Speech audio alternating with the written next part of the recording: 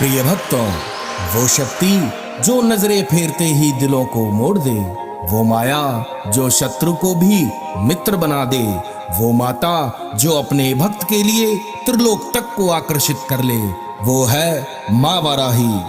आज हम आपको लेके चलेंगे एक ऐसे स्तोत्र की ओर जिसे शास्त्रों में वश्य वाराही स्तोत्र कहा गया है। सदियों से तांत्रिक साधक और सिद्ध पुरुष इस स्तोत्र की महिमा गाते आए हैं। कहा जाता है यह केवल शब्दों का संग्रह नहीं, बल्कि शक्ति का ऐसा द्वार है जो एक बार खुल जाए तो परिस्थितियां भी आपके वश में आ जाती है। मां वाराही सप्त मातृकाओं में छठा रूप, भैरवी के समान उग्र परंतु भक्तों के लिए असीम करुणामयी। उनकी उपासना से प्रेम हो या प्रतिष्ठा, वैभव हो या विजय, सब सहज ही मिल जाती है। और यही है इस स्तोत्र की आत्मा, आकर्षण की अधिष्ठात्री देवी का आवाहन। शास्त्र कहते हैं जब साधक पूर्ण एकाग्रता से इस स्तोत्र का जाप करे या इसे श्रवण करे तो मां के चरणों से निकलने वाली अदृश्य किरणें उसके जीवन को घेर लेती हैं। शत्रु की चाल ढह जाती है, ईर्ष्या करने वाले स्वयं रास्ता छोड़ देते हैं और सौभाग्य उसके कदम चूमता है। भक्तों, पर याद रखो, यह शक्ति खिलौना नहीं है। मां वाराही की कृपा उन्हीं पर बरसती है जिनका मन सच्चा, उद्देश्य शुद्ध और श्रद्धा अटूट हो। भक्ति के बिना शक्ति और शक्ति के बिना भक्ति दोनों ही अधूरी हैं। आज इस पावन क्षण में हम मां वाराही के चरणों में प्रणाम करते हैं और कहते हैं कि हे मां, हमें ऐसा आकर्षण दे जो केवल कल्याण में लगे, ऐसा प्रभाव दे जो केवल धर्म और सत्य के लिए हो, और ऐसी विजय दे जो केवल आपकी महिमा के लिए हो। जय मां वाराही। तो चलिए अब श्रद्धा भाव से इस स्तोत्र का पाठ हम आरंभ करते हैं। ओम श्री गणेशाय नमः। श्री वश्य वाराही स्तोत्रम। अस्य श्री वश्य वाराही स्तोत्र महामंत्रस्य नारद ऋषिः अनुष्टुप् छंद है। श्री वश्य वाराही देवता एम बीजम क्लीं शक्तिः ग्लौं किल्कं मम सर्ववश्यार्थे जपे विनियोगः। ऋषियादिन्यास है नारद ऋषिये नमः। शिरसि अनुष्टुप् छंदसे नमः। मुखे वश्य वाराही देवतायै नमः। हृदये एं बीजाय नमः। गुह्ये क्लीं शक्तये नमः। पादयो ग्लौं किल्काय नमः। नभौ मम सर्ववश्यार्थे जपे विनियोगाय नमः। सर्वांगे करन्यास है। ओम ऐं अंगुष्ठाभ्यां नमः। ओम क्लीं तर्जनीभ्यां नमः। ओम ग्लौं मध्यमाभ्यां नमः। ओम अश्वारूढ़ा अनामिकाभ्यां नमः। ओम सर्ववश्य वाराहै कनिष्ठकाभ्यां नमः। ओम मम सर्ववशंकरी कुरु कुरु ठः ठः करतलकर पृष्ठाभ्यां नमः। हृदयादिन्यास है। ओम ऐं हृदयाय नमः। ओम क्लीं शिरसे स्वाहा। ओम ग्लौं शिखायै वषट। ओम अश्वारूढ़ा कवचाय हुम्। ओम सर्ववश्य वाराहै नेतत्रयाय वौषट। ओम मम सर्ववशंकरी कुरु कुरु ठः ठः अस्त्राय फट्। अथ ध्यानम्। तारे तारिणी देवी विश्वजननी प्रौढ़ प्रतापान्विते। तारे दिशो विपक्ष यक्ष दलिनी वाचा चला वारुणी। लक्ष्मी कारिणी कीर्तिधारिणी महासौभाग्य संधायिनी। रूपं देहि यशश्च देहि सततं वश्यं जगत्यावृतम्। लमित्यादि पंच पूजनः। लं पृथिव्यात्मिकायै गन्धं परिकल्पयामि। हम आकाशात्मिकायै पुष्पं परिकल्पयामि। यं वायवात्मिकायै धूपं परिकल्पयामि। रं अग्न्यात्मिकायै दीपं परिकल्पयामि। वम अमृतात्मिकायै नैवेद्यं परिकल्पयामि सं सर्वात्मिकायै सर्वोपचारान् परिकल्पयामि। अथ मंत्रः ॐ ऐं क्लीं ग्लौं अश्वारूढा सर्ववश्यवाराहि मम सर्ववशङ्करी कुरु कुरु ठः ठः।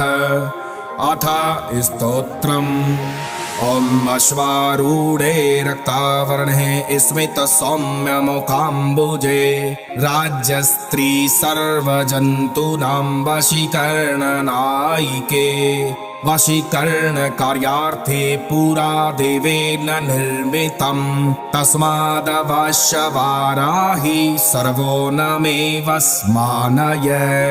यथा राजा महाज्ञानं वस्त्रं धान्यं महावसु मह्यं ददाति वाराहि यथा त्वं वस्मानय। अन्तर्बहश्च मनसि व्यापारेषु सभासु च यथा ममेवं स्मरति तथा वशं वशं कुरु। चामरं दोलिकां छत्रं राजचिह्नानि यच्छति अभीष्टं सम्प्रदो राज्यं यथा देवी वशं कुरु। मन्मत् स्मरणाद्राम रतिर्यातु मया सह स्त्रीरत्नेषु महप्रेम तथा जनय कामदे। मृगपक्षादयः सर्वे मां दृष्ट्वा प्रेम मोहिताः अनुगच्छति मामेव त्वत्प्रसादाद्दयां कुरु। वशीकरणकार्यार्थं यत्र यत्र प्रयुञ्जति सम्मोहनार्थं वर्धित्वा तत्कार्यं तत्र कर्षय।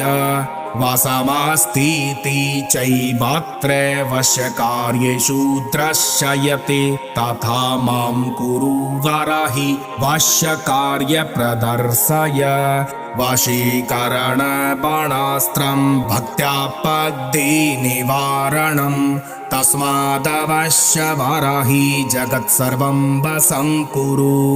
वश्यस्तोत्रमिदं देवया त्रिसन्ध्यं यः पठेन्नरः अभीष्टं प्राप्नुयाद भक्तो रमं राज्यं यथापि वः।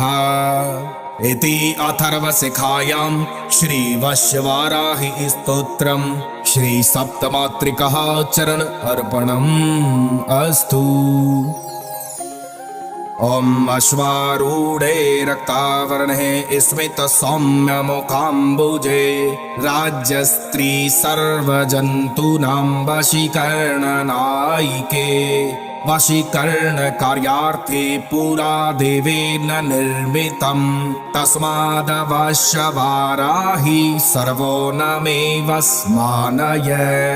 यथा राजा महाज्ञानं वस्त्रं धान्यं महावसु मह्यं ददाति वाराहि यथा त्वं वस्मानय।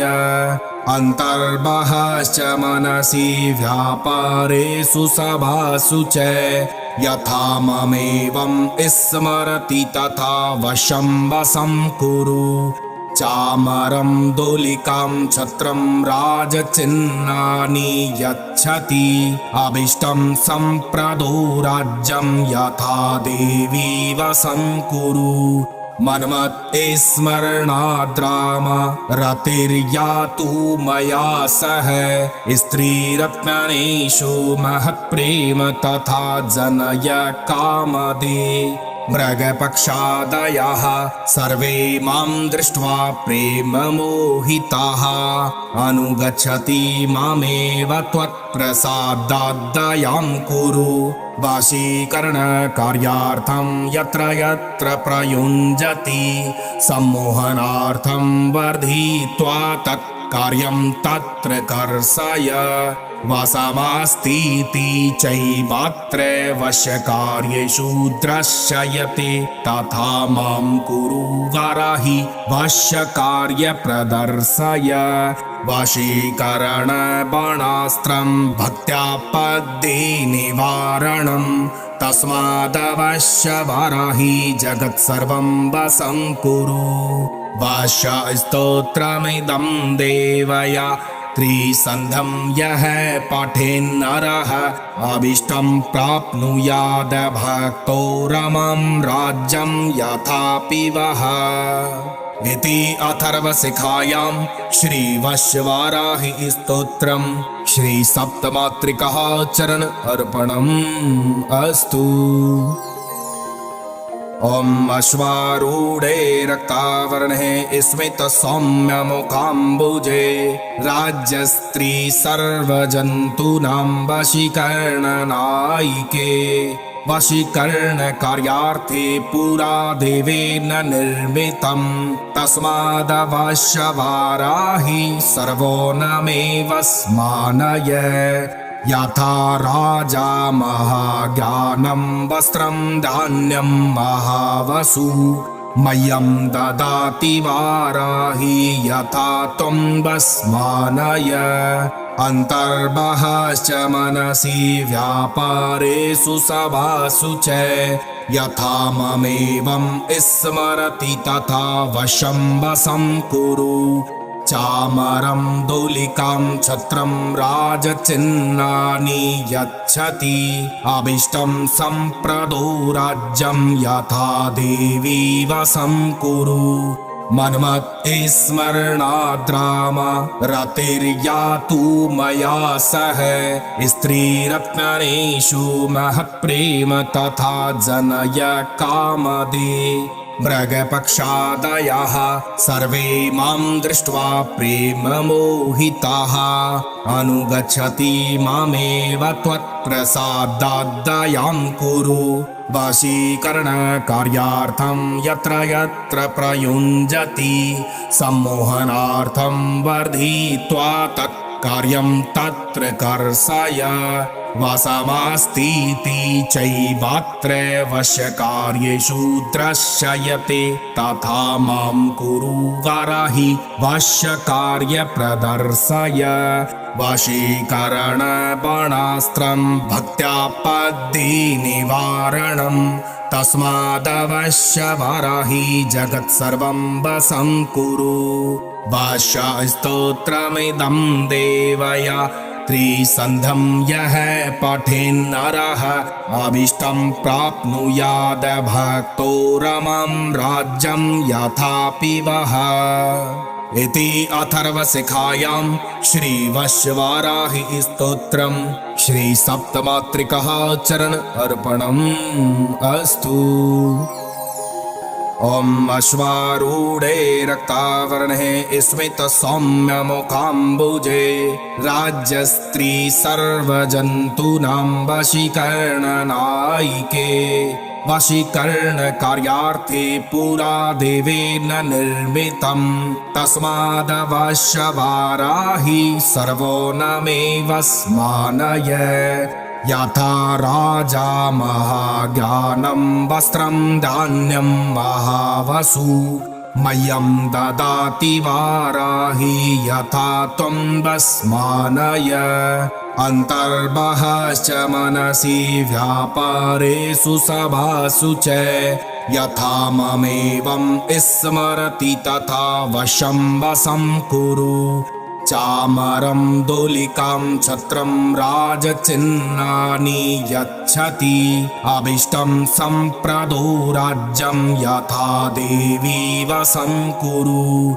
मन्मत् स्मरणाद्राम रतिर्यातु मया सह स्त्रीरत्नेषु महत्प्रेम तथा जनय कामदे। मृगपक्षादयः सर्वे मां दृष्ट्वा प्रेममोहिताः अनुगच्छति मामेव त्वत्प्रसादाद्दयां कुरु। वशीकरणकार्यार्थं यत्र यत्र प्रयुञ्जति सम्मोहनार्थं वर्धित्वा तत् कार्यं तत्र कर्षय वशमस्तीति चैवात्र वश्यकार्येषु दृश्यते तथा मां कुरु वराहि वश्यकार्य प्रदर्शय वशीकरणबाणास्त्रं भक्त्या पद्ये निवारणं तस्मादवश्य वराहि जगत्सर्वं वशं कुरु वश्यस्तोत्रमिदं देवया त्रिसन्ध्यं यः पठेन्नरः अभीष्टं प्राप्नुयाद भक्तो रमं राज्यं यथापि वः इति अथर्वशिखायां श्रीवश्यवाराहि स्तोत्रं श्रीसप्तमातृकः चरण अर्पणम् अस्तु। ॐ अश्वारूढे रक्तावर्णे स्मितसौम्यमुखाम्बुजे राज्यस्त्री सर्वजन्तूनां वशीकरणनायिके वशीकरणकार्यार्थे पुरा देवेन निर्मितं तस्मादवश्यवाराहि सर्वो न मे वस्मानय यथा राजा महाज्ञानं वस्त्रं धान्यं महावसु मह्यं ददाति वाराहि यथा त्वं वस्मानय अन्तर्बहश्च मनसि व्यापारेषु सभासु च यथा ममेवं स्मरति तथा वशं वशं कुरु चामरं दोलिकां छत्रं राजचिह्नानि यच्छति अभीष्टं सम्प्रदो राज्यं यथा देवी वशं कुरु मन्मत् स्मरणाद्राम रतिर्यातु मया सह स्त्रीरत्नेषु महत्प्रेम तथा जनय कामदे मृगपक्षादयः सर्वे मां दृष्ट्वा प्रेममोहिताः अनुगच्छति मामेव त्वत्प्रसादाद्दयां कुरु वशीकरणकार्यार्थं यत्र यत्र प्रयुञ्जति सम्मोहनार्थं वर्धित्वा तत्कार्यं तत्र कर्षय वशमस्तीति चैवात्र वश्यकार्येषु दृश्यते तथा मां कुरु वराहि वश्यकार्य प्रदर्शय वशीकरणबाणास्त्रं भक्त्या पद्ये निवारणं तस्मादवश्य वराहि जगत्सर्वं वशं कुरु वश्यस्तोत्रमिदं देवया त्रिसन्ध्यं यः पठेन्नरः अभीष्टं प्राप्नुयाद भक्तो रमं राज्यं यथापि वः इति अथर्वशिखायां श्रीवश्यवाराहि स्तोत्रं श्रीसप्तमातृकः चरण अर्पणम् अस्तु। ॐ अश्वारूढे रक्तावर्णे स्मितसौम्यमुखाम्बुजे राज्यस्त्री सर्वजन्तूनां वशीकरणनायिके वशीकरणकार्यार्थे पुरा देवेन निर्मितं तस्मादवश्यवाराहि सर्वो न मे वस्मानय यथा राजा महाज्ञानं वस्त्रं धान्यं महावसु मह्यं ददाति वाराहि यथा त्वं वस्मानय अन्तर्बहश्च मनसि व्यापारेषु सभासु च यथा ममेवं स्मरति तथा वशं वशं कुरु चामरं दोलिकां छत्रं राजचिह्नानि यच्छति अभीष्टं सम्प्रदो राज्यं यथा देवी वशं कुरु मन्मत् स्मरणाद्राम रतिर्यातु मया सह स्त्रीरत्नेषु महत्प्रेम तथा जनय कामदे मृगपक्षादयः सर्वे मां दृष्ट्वा प्रेममोहिताः अनुगच्छति मामेव त्वत्प्रसादाद्दयां कुरु वशीकरणकार्यार्थं यत्र यत्र प्रयुञ्जति सम्मोहनार्थं वर्धित्वा तत्कार्यं तत्र कर्षय वशमस्तीति चैवात्र वश्यकार्येषु दृश्यते तथा मां कुरु वराहि वश्यकार्य प्रदर्शय वशीकरणबाणास्त्रं भक्त्या पद्ये निवारणं तस्मादवश्य वराहि जगत्सर्वं वशं कुरु वश्यस्तोत्रमिदं देवया त्रिसन्ध्यं यः पठेन्नरः अभीष्टं प्राप्नुयाद भक्तो रमं राज्यं यथापि वः इति अथर्वशिखायां श्रीवश्यवाराहि स्तोत्रं श्रीसप्तमातृकः चरण अर्पणम् अस्तु। ॐ अश्वारूढे रक्तावर्णे स्मितसौम्यमुखाम्बुजे राज्यस्त्री सर्वजन्तूनां वशीकरणनायिके वशीकरणकार्यार्थे पुरा देवेन निर्मितं तस्मादवश्य वाराहि सर्वो न मे वस्मानय यथा राजा महाज्ञानं वस्त्रं धान्यं महावसु मह्यं ददाति वाराहि यथा त्वं वस्मानय अन्तर्बहश्च मनसि व्यापारेषु सभासु च यथा ममेवं स्मरति तथा वशं वशं कुरु चामरं दोलिकां छत्रं राजचिह्नानि यच्छति अभीष्टं सम्प्रदो राज्यं यथा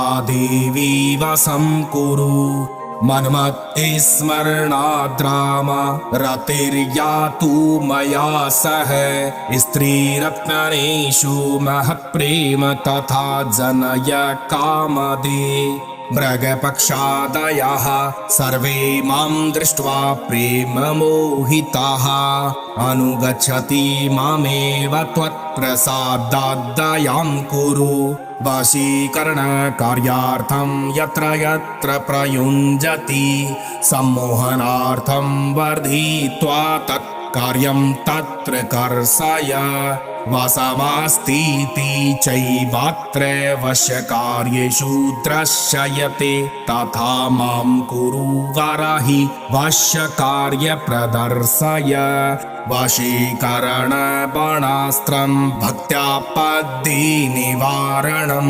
तस्मादवश्य वराहि जगत्सर्वं वशं कुरु वश्यस्तोत्रमिदं देवया त्रिसन्ध्यं यः पठेन्नरः अभीष्टं प्राप्नुयाद भक्तो रमं राज्यं यथापि वः इति अथर्वशिखायां श्रीवश्यवाराहि स्तोत्रं श्रीसप्तमातृकः चरण अर्पणम् अस्तु।